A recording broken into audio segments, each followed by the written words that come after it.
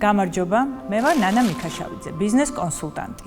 20 წლიანი გამოცდილებით საბანკო და ფინანსურ სექტორში და მიგრაციის საერთაშორისო ორგანიზაციასთან ერთად წარმოგიდგენთ ვიდეო სერიებს, რომელიც მიგრანტებს და მათი ოჯახის წევრებს მდგრადი ფინანსური კეთილდღეობის მიღწევაში დაგეხმარებათ.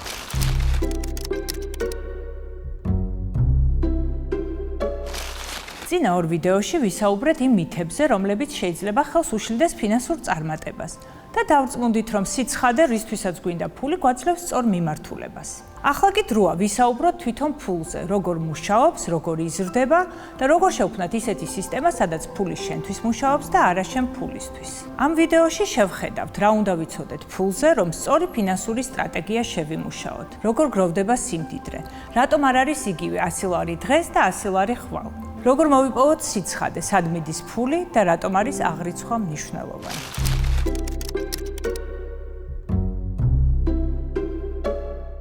ფინანსურ წარმატებაზე საუბრისას ყურადღება ხშირად მხოლოდ ერთ ფრაზაზე ჩერდება, მეტი უნდა ვიშოვო. მაგრამ პირადი ფინანსების ექსპერტები ხშირად საუბრობენ სამ ურთიერთდაკავშირებულ სვეტზე, რომელიც ქმნის სიმდიდრეს. პირველი, შოვნა. რა შემოსავალი მაქვს და როგორ შეიძლება მისი სტაბილურობისა და ზრდის ხარისხის უზრუნველყოფა. მეორე, დაზოგვა. როგორ ვიცავ თავს მოულოდნელობისგან, როგორ ვიქმნი უსაფრთხოებას. და მესამე, ზრდა. რას ვაკეთებ იმ თანხით, რომელიც დღეს შემიძლია მოვიკლო და ვამუშაო მომავალზე. დავიწყოთ იმით, თუ როგორ იზომება სიმდიდრე. ფინანსური ტერმინოლოგიით სიმდიდრე იზომება სუფთა კაპიტალით. სუფთა კაპიტალი არის, რაც გაქვს, გამოკლებული, რაც უნდა დააბრუნო. ამიტომ სიმდიდრის აშენება ნიშნავს არა მხოლოდ მეტის შოვნას, არამედ ამ სუფთა კაპიტალის ზრდას დროში. რაც არ უნდა ბევრი შემოსავალი მქონდეს, თუ სრულიად ვხარჯავ, ამით სიმდიდრეს ვერ დავაგროვებ. ახლა თითოეულს უფრო დეტალურად შევხედოთ. პირველი სვეტი, შოვნა. ბუნებრივია მეტი შემოსავალი კაპიტალის დაგროვების მეტ შესაძლებლობას იძლევა. ამიტომ მნიშვნელოვანია ვიფიქროთ, როგორ გავზარდოთ ის დროში. ზოგი მათგანი მოითხოვს დროს ან ფულს ახლა, მაგრამ შემდეგ უფრო მაღალ ანაზღაურებას იძლევა. კონკრეტული პროფესიული ან ტექნიკური უნარის განვითარება, სერტიფიკატი ან კვალიფიკაცია, რომელიც საათობრივ ანაზღაურებას ზრდის. ხარისხიანი მუშაობის რეპუტაციის შექმნა, რომ რეკომენდაციები უფრო ხშირად მივიღოთ. დროებითი გადაწყვეტილება, ორი სამუშაოს შერწყმა გარკვეული პერიოდისათვის, სანამ კონკრეტულ მიზანს მივაღწევ.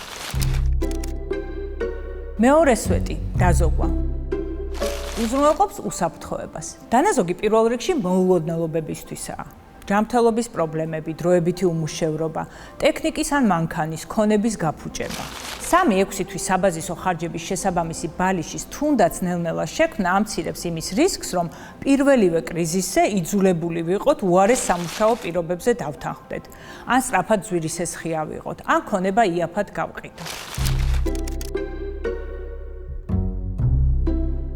მესამე სვეტი, ზრდა, სიმდიდრის გრძელვადიანად დაგროვებას ეხება. როცა თქვენი უსაფრთხოების ბალიში უკვე არსებობს, მაგალითად 3-6 თვის სამყოფი დანაზოგი, დამატებითი თანხა შეიძლება გამოიყენოთ სიმდიდრის დასაგროვებლად სხვადასხვა ფორმით. რაც ყველაზე ნაცნობია, ბევრი ქართველი ემიგრანტი ყველაზე ხშირად უძრავ ქონებას ირჩევს. ბინის ყიდვა გასაქირავებლად, ეს ყველაზე გასაგები და გამოცდილი გზაა ბევრისთვის. ქირა თვიურ შემოსავალს იძლევა. ბინისთვის საჭირო მთლიანი თანხა ერთბაშად ცოტას აქვს, ამიტომ როგორც წესი იპოთეკური სესხით ყიდულობენ მას.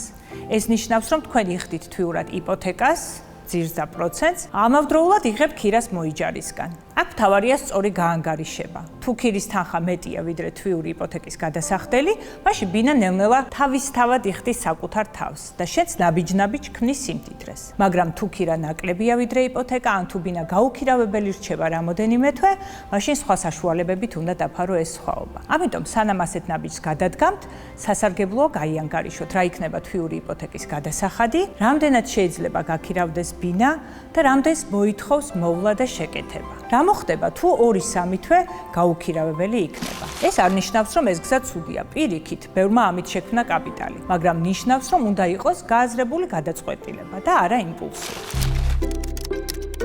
მშენებარე ობიექტში ინვესტიცია. ყიდულობთ მშენებლობის დროს, ხშირად ეტაპობრივი გადახდით. მშენებლობის დასრულების შემდეგ კი შეგიძლიათ გაყიდოთ უკვე მზა ბინა. აქ შეიძლება მნიშვნელოვანი მოგება მიიღოთ, მაგრამ ასევე არის რისკები. მშენებლობა შეიძლება დაგვიანდეს, ან საბაზრო ფასები შეიცვალოს. ასევე ნაცნობი გზაა, მაგრამ მნიშვნელოვანია რისკების სწორი გააზრება.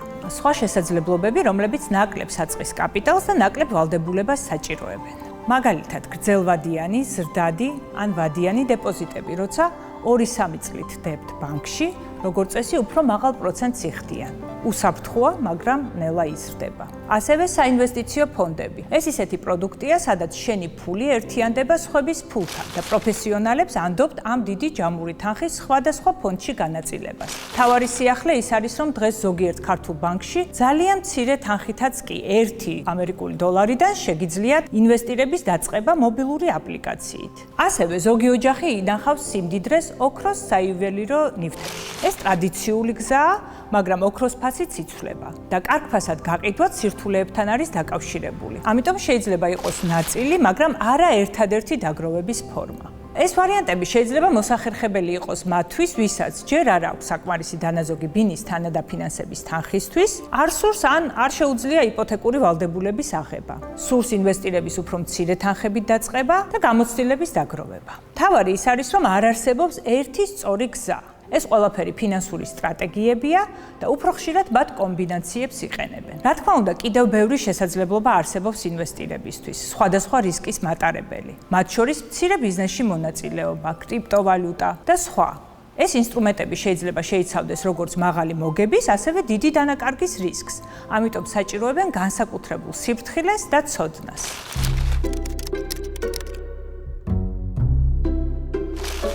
თავარია გესმოდეთ, რას გინდათ მიაღწიოთ და რა რისკის მატარებელია ესა თუ ის ინვესტიცია. საერთო პრინციპი ასეთია: უფრო მაღალი მოსალოდნელი სარგებელი, როგორც წესი, უფრო მაღალ რისკთან არის დაკავშირებული. მაგალითად, საცხოვრებელი ბინის შეძენა გასაქირავებლად მრავალ ოჯახში აღიქმება შედარებით სტაბილურ ინვესტიციად, თუმცა მოითხოვს დიდ საწყის კაპიტალს და შეიცავს ფასების ცვლილების, მოიჯარის რისკს ან გაუქირავებელი თვეების რისკს. მაღალი ცვალებადობის მქონე ფინანსურმა ინსტრუმენტებმა, როგორიცაა კრიპტოვალუტები ან სხვა სპეკულაციური აქტივები, შეიძლება მოკლე დროში მაღალი სარგებელი მოიტანონ, მაგრამ ასევე შეიცავენ ძალიან დიდი დანაკარგის შესაძლებლობას.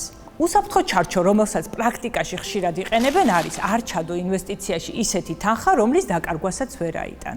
არ მოათავსო მთელი დანაზოგი ერთ აქტივში, ანუ არ ჩადო ყველა ხილი ერთ კალათში. ამას დივერსიფიკაციას უწოდებენ. სხვადასხვა სახის აქტივებსა და რისკებს დონეებს შორის განაწილებას, რათა ერთის პრობლემის შემთხვევაში მთლიანი არ დაინგრეს. ყველა ეს მაგალითი არის ზოგადი საინფორმაციო სურათი და არა კონკრეტული საინვესტიციო რჩევა. თითოეული გადაწყვეტილება უნდა მიღებული იყოს საკუთარი სიტუაციის და რისკისადმი დამოკიდებულების გათვალისწინებით. რომ შევაჯამოთ, თუ შოვნა გვაძლევს დღევანდელ შემოსავალს, დაზოგვა უსაფრთხოების ბალიშს, ინვესტირება ქმნის იმ სივრცეს, სადაც დროთა განმავლობაში თავისუფლება და არჩევანის შესაძლებლობა იზრდება. ამ სამსვეტს ერთდროულად თანაბარი წილი ყოველთვის არ ექნება, მაგრამ სასარგებლოა პერიოდულად ვკითხოთ საკუთარ თავს. რომელი მხარია ახლა ყველაზე მყარი და რომელი ყველაზე დაუცველი? შოვნა, დაზოგვა თუ ზრდა? რა არის ფულის დროითი ღირებულება, ინფლაცია და რთული პროცენტი? ფულის დროითი ღირებულება შეიძლება ასე წარმოიდგინო. დღეს $100 ეს არის თანხის მოცულობა, რითიც რაღაც კონკრეტული პროდუქტების, მომსახურებების, გამოცდილებების კალათა შეგიძლიათ შეიძინოთ. 10 წლის შემდეგ იმავე $100-ით იმავე კალათის ყიდვა არ იქნება შესაძლებელი, რადგან ფასები დროთა განმავლობაში იზრდება. ამას ინფლაცია ქვია, როცა ფასები იწევს, ხოლო ფული ნომინალურად იგივეა. თუ უბრალოდ ფული სახლში ინახება, მისი რეალური ძალა ნელ-ნელა იკლებს. ამიტომ არის, რომ გრძელვადიანი დანაზოგი როგორც წესი სჯობს ისეთი ფორმით გქონდეს, სადაც აქვს გარკვეული სარგებელი და მაინც მეტნაკლებად უსაფრთხოა. და სარგებელი ინფლაციაზე მინიმუმ ოდნავ მაღლა დგას.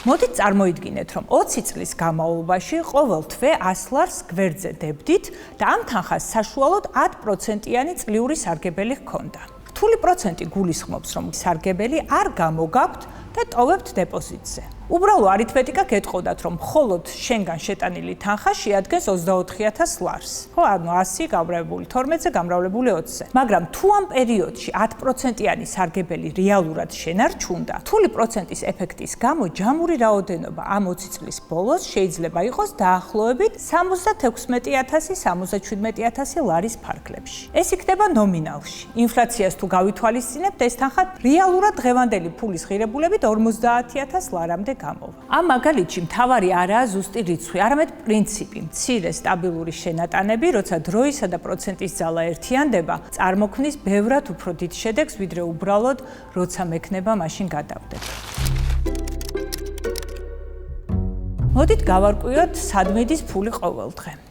მაშინაც კი, როცა ვიცით, როგორ მუშაობს პროცენტი და ინვესტიცია, ხშირად მაინც გვიჭირს დანაზოგის შექმნა. ერთ-ერთი მიზეზი არის ის, რომ ყოველდღიური პატარა ხარჯები უხილავია. თითოეული მათგანი შეუმჩნევლად მცირე ჩანს.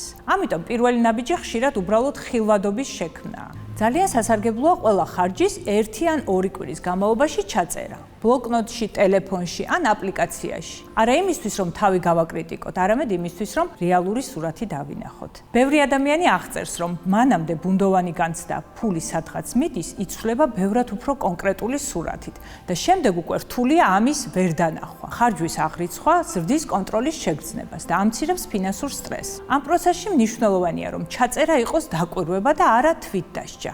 ეხლა სასარგებლოა კითხვა. სად არის დისბალანსი ჩემს ღირებულებებსა და ხარჯვას შორის? მაგალითად, თუ ჯანმრთელობა და ოჯახთან დრო ძალიან მნიშვნელოვანია, მაგრამ ხარჯების დიდი ნაწილი მცირეოდენ გაუცნობიერებელ მოხმარებაზე მიდის, ეს უკვე ნიშანია, რომ უფრო გაცნობიერებულ ხარჯვაზე უნდა გადავიდეთ. სად გადის შენი საკმარისის ხაზი და რა ბალანსი გინდა ახლანდელსა და მომავალს შორის?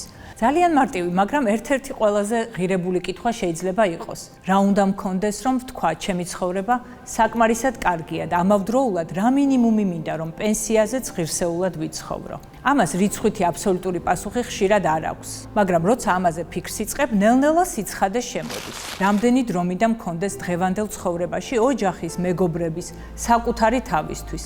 რამდენად მინდა დამოუკიდებელი ვიყო მომავალში, რომ არ ვიყო მთლიანად სხვის იმედად, შვილების, სახელმწიფოს, შემთხვევითი შემოსავლის.